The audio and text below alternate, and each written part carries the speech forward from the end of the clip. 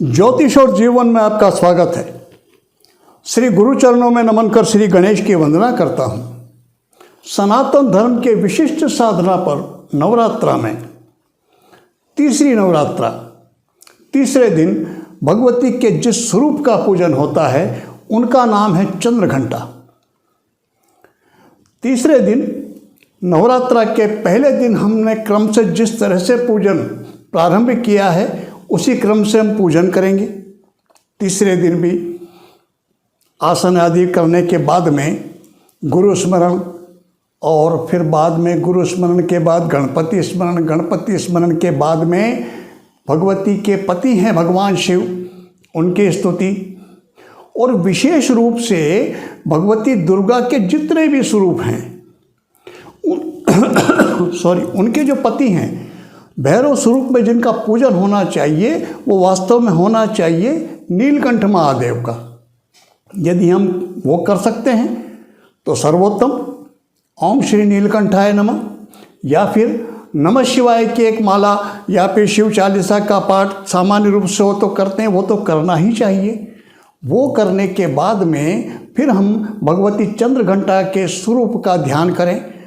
आज के दिन सबसे पहले उनके स्वरूप का ध्यान करके उन्हें नमन करके उनके मंत्र की एक माला करने के बाद हमने नवरात्रा में साधना का हमारा जो भी क्रम निश्चित किया है, चाहे वो दुर्गा चालीसा के पाठ का हो, चाहे वो सप्त श्लोकी दुर्गा का रखा हो या फिर पूर्ण सप्तशती का पाठ, कुछ भी, लेकिन पहले तीसरे नवरात्रा को नवरात्रा की तृतीया तिथि को चंद्रघंटा का स्मरण करके उनके मंत्र का जप पहले अवश्य करना चाहिए।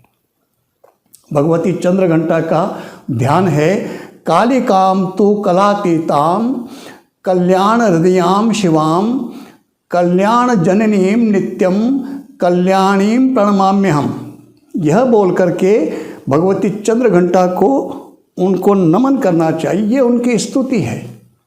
उसके बाद फिर जो मंत्र है भगवती चंद्रघंटा का वो है ओं पिंडज प्रवरारूढ़ चंडकोपास्त्रैर के युता प्रसादम तनुते मध्यम चंद्रघंटेति विश्रुता ओं नमः। इस मंत्र का एक माला, 3 माला, 5 माला, 7 माला, जो भी हमने क्रम प्रथम नवरात्रा को भगवती शैलपुत्री के मंत्र की जितनी मालाएं जप की हैं उतनी ही मालाएं हमको भगवती चंद्रघंटा की करनी चाहिए। यदि हमने वृद्धि क्रम स्वीकार किया है, जैसे प्रतिपदा तिथि को एकम को 1 माला, द्वितीय को 2 माला, तो फिर तृतीया के दिन भगवती चंद्रघंटा के इस मंत्र की भी 3 मालाएं जप करेंगे। सामान्य रूप से साधक एक ही क्रम रखते हैं, तो जितनी मालाएं हमने प्रथम दिन, दूसरे दिन उतनी ही तीसरे दिन भगवती चंद्रघंटा के इस मंत्र की करनी चाहिए। इस मंत्र का जब इतनी मालाएं करने के बाद फिर जो हमने भगवती के जिस स्वरूप में हमने स्तुति का नियम बनाया है, मान लीजिए 9 पाठ हम प्रारंभिक स्तर पे हैं और प्रतिदिन 9 पाठ दुर्गा चालीसा का नियम लिया है तो 9 पाठ फिर करने चाहिए। सप्त श्लोकी दुर्गा का नियम लिया है तो वो करना चाहिए।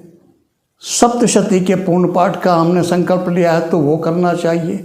नवान मंत्र का जप का जो भी हमने विधान प्रथम दिन से शुरू किया है वो भगवती चंद्रघंटा के इस मंत्र का जप करने के बाद करना चाहिए।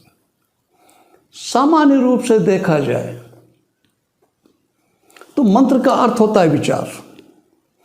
प्रायः देखा है कि कई व्यक्ति जो साधना क्रम में नए होते हैं, बहुत कुछ सुना होता मंत्रों के बारे में, मंत्र साधना के बारे में बड़ी बड़ी चमत्कारिक घटनाएं, कहानियां सुनी जाती हैं। कई बार क्या होता है, ये भी घटता है, किसी साधक ने प्रारंभ में कुछ किया, 1-2 दिन 1-2 माला और उसको उसके त्वरित परिणाम मिल जाते हैं। कई बार क्या होता है, साधना के क्षेत्र से जुड़ने के बाद भी तुरंत ही कोई परिणाम नहीं मिलते, लंबा समय लग जाता है। दोनों बातें हो सकती हैं और दोनों होती हैं। तो जिनको तुरंत परिणाम मिले वो बड़े चमत्कृत होंगे, वो सोचेंगे भगवती की, इष्ट देव की, जिनकी उसने उपासना की है तुरंत कृपा होगी। लेकिन जिनको विलंब हो जाता है वो कई बार निराश हो जाते हैं। वास्तव में ये एक निराश होने की आवश्यकता नहीं। दरअसल हमें ये देखना चाहिए कि हमारा क्रम क्या रहा है। क्या हम साधना के क्षेत्र से जुड़े हुए हैं पहले से? जो लोग साधना के क्षेत्र से जुड़े होते हैं निश्चित रूप से वो कुछ भी करें उन्हें तुरंत फल मिलने की संभावनाएं बहुत अधिक होती हैं। लेकिन जो साधना के क्षेत्र से नए नए जुड़े हैं निश्चित रूप से फिर वो कुछ भी करें, किसी का भी किया हो, कुछ विलंब लग सकता है। यह भी हो सकता है कि नए नए जुड़े हैं लेकिन फिर भी तुरंत परिणाम, हमें पता नहीं, पिछले जन्म के पूर्व संस्कार उनका कुछ बैलेंस ऐसा हो सकता है प्रारंभ में जिसकी वजह से उनको तुरंत ही उस साधना का परिणाम मिल जाए। और यदि नहीं है तो विलंब तो लगेगा, समय तो लगेगा। तो निराश होने की आवश्यकता नहीं है। किसी भी मंत्र के चमत्कारिक प्रभाव को सुन करके हम ये कल्पना करके चलें, ये आशा लेके चलते हैं कि इधर में 1 माला 2 माला, या मैंने जो विधान बताया है शिवरात्रि, दीपावली की रात्रि, होली की रात्रि, विशेषकर शाबर मंत्रों में वो किया मैंने, सारा बैठ कर के समय जिस तरह से बताया तो उसी तरह से मंत्र को जागृत किया है और फिर प्रयोग किया। और विशेष करके आकर्षण वशीकरण के मंत्रों में ये उत्सुकता बहुत रहती है साधकों में। वो चाहते हैं ये कर लिया और करते ही मैंने जिस पे प्रयोग किया तुरंत ही उसकी तरफ से उत्तर प्रत्युत्तर वशीभूत होने का इस तरह के संकेत मिलने चाहिए, वैसा परिणाम मिलना चाहिए। हो सकता है विलंब हो जाए। कारण सीधा सा है, हम जिस माध्यम से इस प्रयोग को कर रहे हैं वो भी प्रकृति पर ही आधारित है।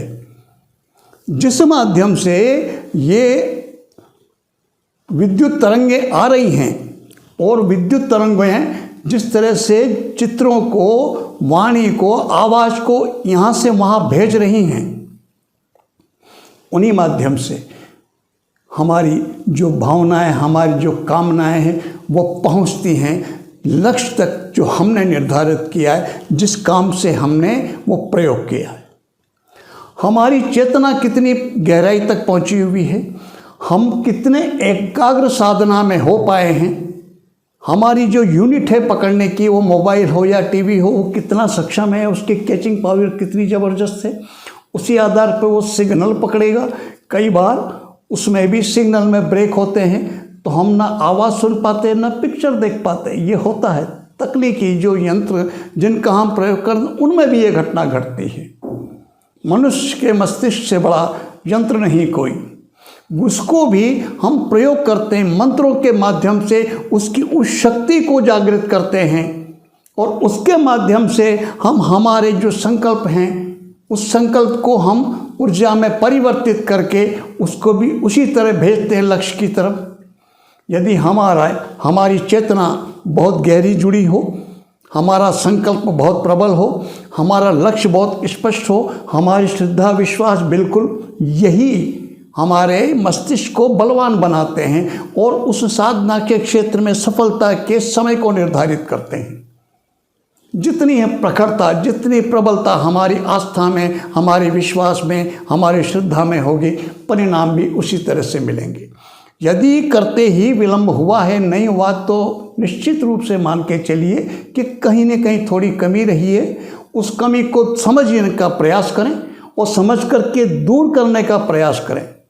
निश्चित रूप से मंत्र यानी विचार, किसी भी प्रकार का विचार किसी के भी मन में उत्पन्न हो जाए, जब वो विचार प्रखर हो जाता है, वो जब विचार गहराई पकड़ लेता है तो एक न एक दिन वो सार्थक स्वरूप को ग्रहण करता ही करता है।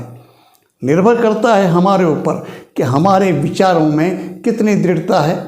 यदि विचारों में कमजोरी है तो निश्चित रूप से उन्हें साकार होने में भी विलंब लगेगा। तो हम वापस फिर आते हैं भगवती चंद्रघंटा के स्वरूप के ऊपर। भगवती तीसरे नवरात्र में हम प्रारंभ किया हमने पूजन, जो हमारा क्रम निर्धारित किया, पहले उस दिन स्तुति करें, वो करने के बाद में अंत में फिर बटुक भैरव का स्मरण अवश्य करना चाहिए। ओम श्री बटुक भैरवाय नमः। जितनी माला पहले दिन की उतनी माला करें, या फिर हमने ओम ह्रीं बटुकाय आपत्तोद्धारणाय कुरु कुरु बटुकाय ह्रीं ओम नमः नमः इस मंत्र का जप किया, तो इस मंत्र का जो क्रम हमने पहले दिन निर्धारण किया है उसी क्रम का हमको आज तृतीय नवरात्रा को उस दिन भी पालन करना चाहिए। भगवती चंद्रघंटा आप सब पर कृपा करें। इसी के साथ मैं आपको नमन करता हूँ। नमस्कार।